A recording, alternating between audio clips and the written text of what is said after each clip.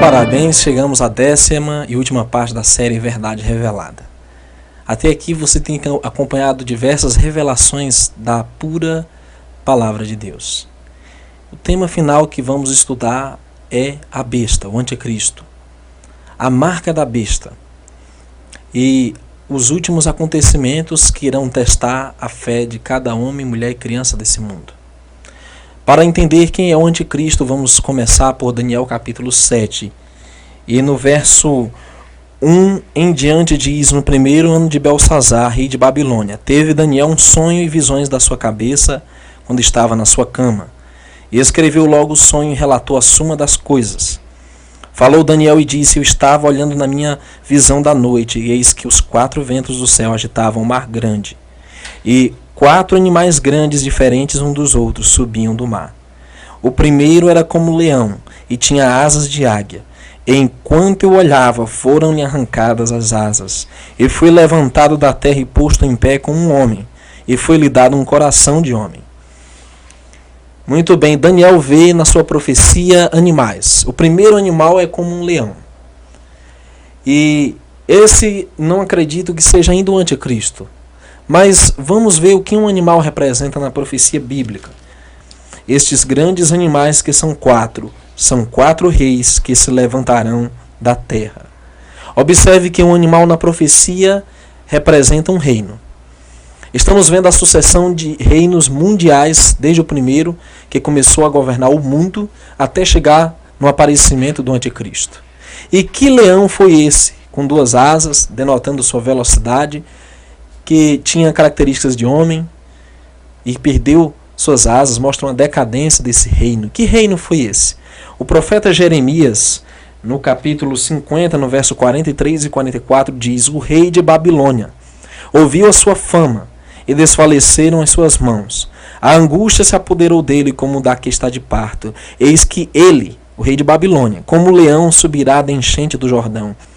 Note, o leão definido por Jeremias é Babilônia. O primeiro grande império mundial que dominou o mundo do ano 605 até 539 foi Babilônia, aquele império glorioso, conhecido pela sua riqueza em ouro. Agora veremos quem veio depois de Babilônia. Daniel 7, verso 5 diz: continuei olhando e eis aqui o segundo animal, semelhante a um urso, o qual se levantou de um lado, tendo na boca 3 costelas entre os seus dentes. E foi-lhe dito assim: levanta-te, devora muita carne. O segundo animal na visão de Daniel foi um urso. Ora, um urso que se levantava de um lado. E que nação dominou o mundo após Babilônia? Em Daniel, no capítulo de número 5, lemos no verso 28: Perez dividido foi o teu reino, e dado aos medos e aos persas. Medo-Pérsia, que era mais forte de um lado, o lado da Pérsia era mais forte do que o reino dos medos, foi quem dominou o mundo do ano 539 até o ano 331 antes de Jesus Cristo. Vemos a sucessão dos reinos e este ainda não é o anticristo.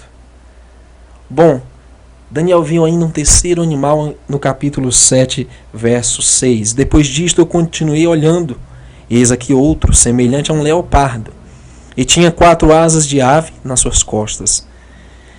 Tinha também este animal 4 cabeças, e foi-lhe dado domínio.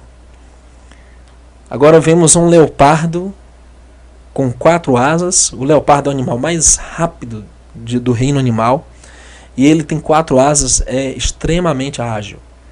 E a Bíblia diz que ele tinha 4 cabeças. Bom, que reino está sendo simbolizado aqui? Vejamos agora no relato de Daniel quem foi o reino que se seguiu aos medos e aos persas. Em Daniel capítulo 8, verso 20 e 21 lemos: aquele carneiro que viste com 2 chifres são os reis da Média e da Pérsia, mas o bode peludo é o rei da Grécia, e o grande chifre que tinha entre os olhos é o primeiro rei. O tecido quebrado, levantando-se 4 em lugar dele, significa que 4 reinos se levantarão da mesma nação, mas não com a força dele. Note, nessa descrição, Daniel narra a batalha entre um carneiro e um bode. O carneiro peludo inicialmente estava vencendo, é a Medo-Pérsia. Depois o bode vem e derrota o carneiro, é a Grécia.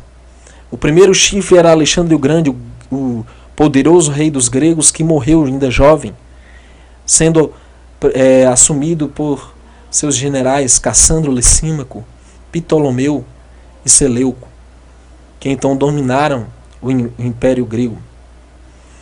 Mas este ainda não é o anticristo. Vejamos o quarto animal. Daniel 7,7. Depois disto eu continuei olhando nas visões da noite, e eis aqui o quarto animal, terrível e espantoso, muito forte, o qual tinha dentes grandes de ferro. Ele devorava e fazia em pedaços, e pisava aos pés o que sobejava. Era diferente de todos os animais que apareceram antes dele, e tinha 10 chifres. Querido, quem é este quarto animal que queria devorar toda a terra? Ainda não é o anticristo, mas está perto. Vemos que o último império que aprendemos foi a Grécia. Que império sucedeu a Grécia? Em Lucas 2, verso 1, temos a seguinte descrição sobre o império que veio depois dos gregos. Aqui diz: e aconteceu naqueles dias que saiu um decreto da parte de César Augusto para que todo mundo se alistasse. César Augusto foi talvez o maior imperador do Império Romano. Aqui está o reino que seria o quarto animal, Roma. E a Bíblia continua no livro de Daniel descrevendo que depois de Roma viriam algumas sucessões que trariam consigo o anticristo. Veja: e estando eu a considerar os chifres, eis que entre eles subiu outro chifre pequeno, diante do qual 3 dos primeiros chifres foram arrancados.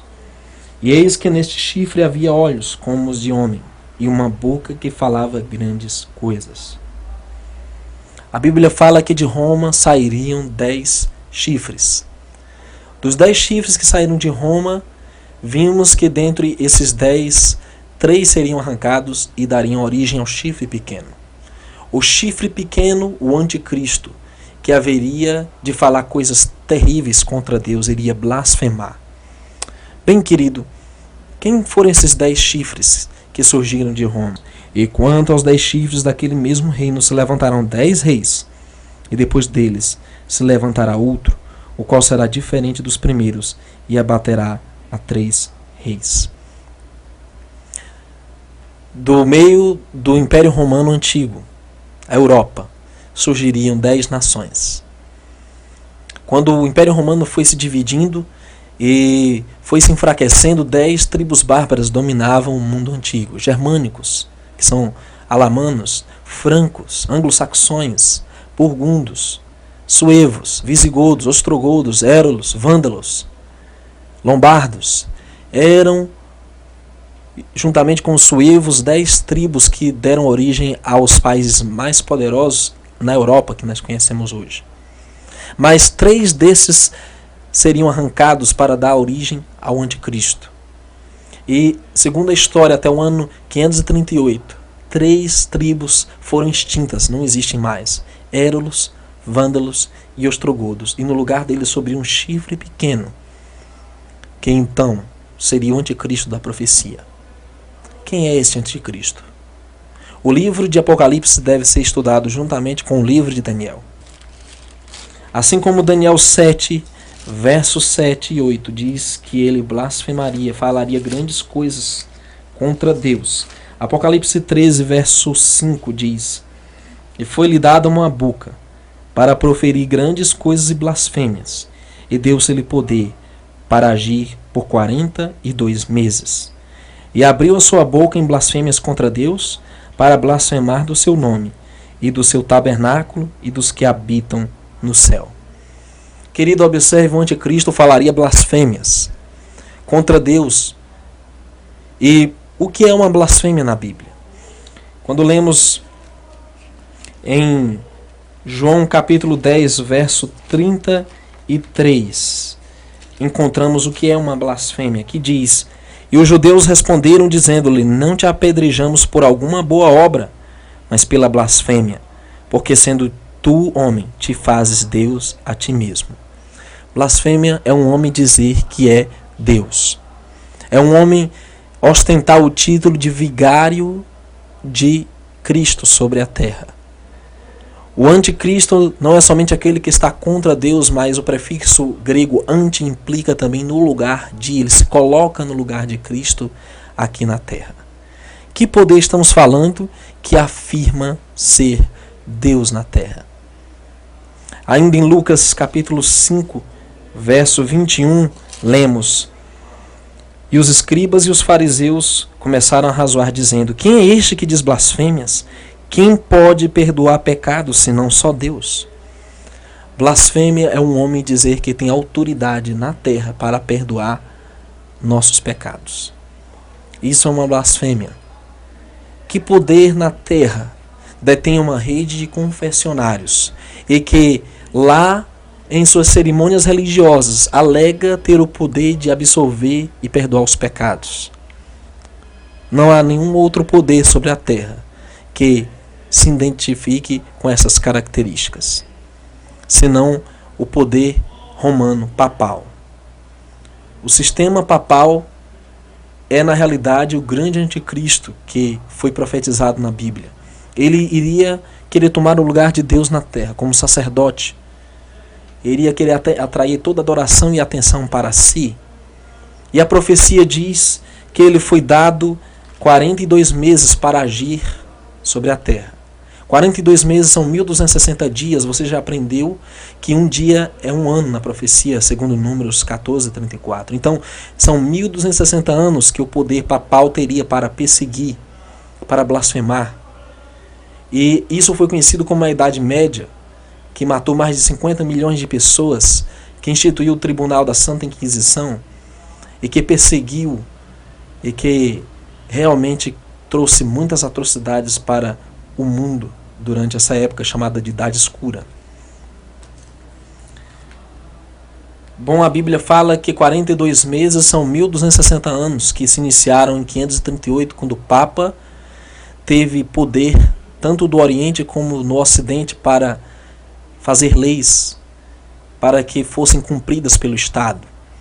Até o ano 1798, quando o general Berthier de Napoleão Bonaparte levou aprisionado o Papa Pio VI, encerrando assim uma sucessão de papas que dominaram o mundo.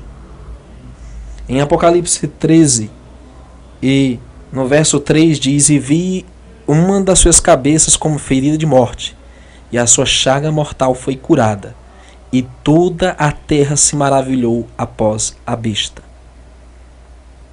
Aqui, querido, vemos que essa ferida mortal, a perda do poder temporal dos papas em 1798, seria uma vez mais restaurada. E isso se chama na Bíblia a cura da ferida mortal, quando o papado ganharia novamente o poder para governar o mundo. E quando isso acontecesse, toda a terra seguiria e se maravilharia.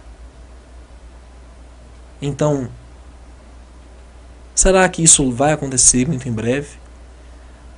Ouvimos falar de uma nova ordem mundial em que haverá um só governo e uma só religião. Essa única religião mundial será encabeçada pelo maior representante religioso do mundo. E de quem estamos falando? Sem dúvida, do anticristo. Vamos aqui continuar analisando o que diz Apocalipse capítulo 13. E no verso 8: E adoraram-na todos os que habitam sobre a terra, esses cujos nomes não estão escritos no livro da vida do Cordeiro, que foi morto desde a fundação do mundo. Então, desde 1798, essa ferida mortal ainda não foi completamente curada. Em 1929, Mussolini, na Itália, assinou um decreto restituindo o poder do Vaticano para o Papa. Em 1798, ela havia sido declarada uma república. Hoje é um Estado que governa. Agora, a Bíblia profetiza sobre uma segunda besta, que seria aliada dessa primeira besta nos últimos dias. Apocalipse capítulo 13, verso 11 diz: E vi subir da terra outra besta, e tinha 2 chifres semelhantes aos de um cordeiro, e falava como o dragão. A besta que surge da terra está em contraste com a besta que sobe das águas. Ao contrário de águas, população, nós temos uma besta que surge em um país pouco habitado. É um reino jovem que surgiria onde há pouca população. Essa nação teria características do Cordeiro, Jesus. Seria uma nação cristã, protestante, mas que então a Bíblia diz que mudaria sua natureza, falando como o dragão. Em Apocalipse 13:12 diz: e exerce todo o poder da primeira besta na sua presença e faz que a terra e os que nela habitem adoram a primeira besta, cuja chaga mortal foi curada. Este segundo país, ele irá dar lugar a leis para adorar a primeira besta, para que então aquela ferida mortal fosse curada e para que toda a terra adorasse aquela primeira besta. Que nação é essa que estamos falando que irá apoiar Roma nos últimos dias? Estará de braços dados a Roma e irá implementar esta falsa adoração. Bom, nós estamos estudando sobre esta besta que surge no poder enquanto a primeira besta estava decaindo. Então, por volta de 1798, quando Roma perdeu o seu poder na Europa, surge uma nação no Novo Mundo. Essa nação com princípios protestantes, com 2 chifres, com 2 poderes fundamentais que garantiriam o sucesso dessa nação: república e protestantismo. Não havia rei, não havia papa. Então logo mudaria para um país perseguidor que iria se aliar a Roma, no intuito de levar a cabo uma falsa adoração. Apocalipse 13:13 diz: e faz grandes sinais, de maneira que até fogo faz descer do céu à terra, à vista dos homens. Nos Estados Unidos veremos manifestações espiritualísticas, o ocultismo e todo tipo de bruxarias hoje são abundantes nos Estados Unidos. Tem milhares de adeptos. E de lá sairiam esses grandes prodígios e sinais nos últimos dias. Pense comigo. Qual é o maior país protestante? E onde seriam esses grandes sinais? O Apocalipse 19 nos fala quem estaria realizando esses falsos sinais. Apocalipse 19:20, a besta foi presa e com ela o falso profeta, que diante dela fizeram os sinais, com que enganou os que receberam o sinal da besta e adoraram a sua imagem. Estes 2 foram lançados vivos no lago de fogo, que arde com enxofre.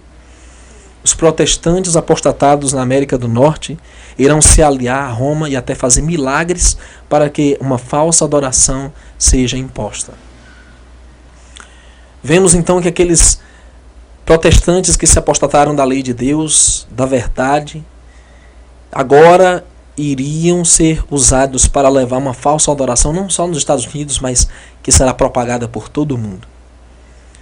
E o meio evangélico, o meio gospel, que tem abandonado os mandamentos de Deus, que tem se afastado das profecias e dado lugar a falsos profetas, e que tem introduzido esses falsos milagres, irão agora se aliar a Roma no intuito de se unificar para ressurgir aquela besta que foi ferida de morte e que essa chaga logo será curada.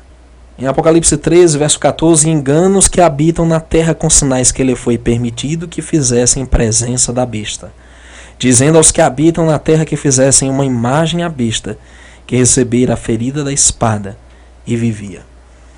Vemos então que o povo americano, essencialmente os evangélicos apostatados, irão pedir que o governo faça uma imagem à besta. A imagem nas escrituras é um ídolo, é algo feito para falsa adoração. E a besta, nós sabemos, é uma nação, é a política. Então veremos essa junção de leis religiosas agora sendo impostas pelo governo. Isso é a imagem da besta, é a abominação da desolação. E quando isso acontecer, haverá uma perseguição religiosa, não só nos Estados Unidos, mas em toda a terra.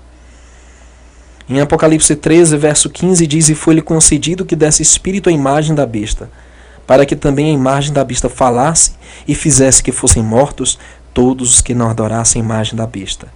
E faz a todos, pequenos e grandes, ricos e pobres, livres e servos, que lhe seja posto um sinal na sua mão direita ou nas suas testas, para que ninguém possa comprar ou vender, senão aquele que tiver o sinal ou o nome da besta, ou o número do seu nome. Veja, se não adorar, a lei dirá que tem que morrer. E que sinal ou marca é essa ligada à adoração que será instituída nos últimos dias? O Apocalipse 14, e no verso 9 diz: seguiu-os o terceiro anjo dizendo com grande voz: se alguém adorar a besta e a sua imagem, e receber o sinal na sua testa ou na sua mão, também este beberá do vinho da ira de Deus, que se deitou, não misturado no cálice da sua ira, e será atormentado com fogo e enxofre diante dos anjos e diante do Cordeiro. E a fumaça do seu tormento sobe para todo sempre. E não tem repouso nem de dia nem de noite os que adoram a besta e a sua imagem, e aquele que recebeu o sinal do seu nome. Aqui está a paciência dos santos, aqui estão os que guardam os mandamentos de Deus e a fé em Jesus. Note, querido, só existem dois grupos: os que adoram a besta e recebem sua marca, seu sinal, na mão e na testa, e aqueles que guardam os mandamentos de Deus e não recebem esse sinal e essa marca. Então, de que sinal estamos falando aqui? Os adoradores da besta transgridem os mandamentos de Deus. Eles estarão em contraposição a todos os mandamentos de Deus, inclusive os mandamentos que falam sobre adoração.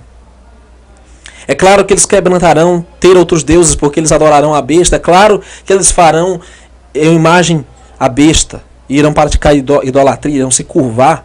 Claro que eles tomarão o nome de Deus em vão, porque eles adoram a besta e dizem: quem é como ela, quem poderá pelejar contra ela? E é claro que eles quebram o santo sábado de Deus, o quarto mandamento, porque exatamente nesse mandamento está o oposto da verdadeira adoração.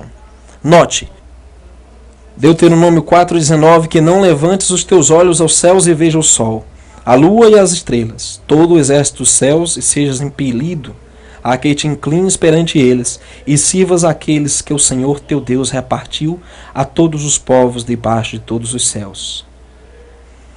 Deus proíbe veementemente a adoração dos astros, e aqui o sol.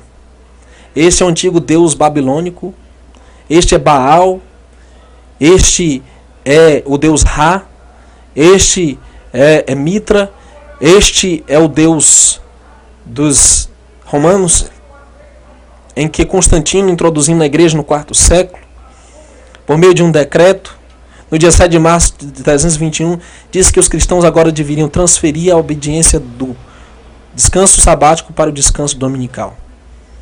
Aqui estará a grande prova que teremos que incorrer nesses últimos dias. Eu e você teremos que tomar uma decisão: os mandamentos de Deus ou os mandamentos dos homens. Mas, graças a Deus que a Bíblia fala que Deus terá um povo nos últimos dias. Apocalipse 14:12 diz: aqui estão os que guardam os mandamentos de Deus e têm a fé em Jesus. Querido, você ouviu a verdade. Nesse material você tem aprendido a verdade. Oro a Deus para que você possa abraçar essa verdade e levar a outros que estão sendo enganados. Ore por esse trabalho. Ore por cada um de nós que estamos à frente desse trabalho. E que Deus te abençoe. Vamos orar. Pai, obrigado pela revelação da Tua Palavra, que nos revela a identidade do Anticristo, a sua marca e como escapar dos enganos do último dia. Ó Senhor, ajuda para que os ouvintes tenham compreendido, para que guardem no coração que o Espírito Santo lá à frente perdoa os nossos pecados em nome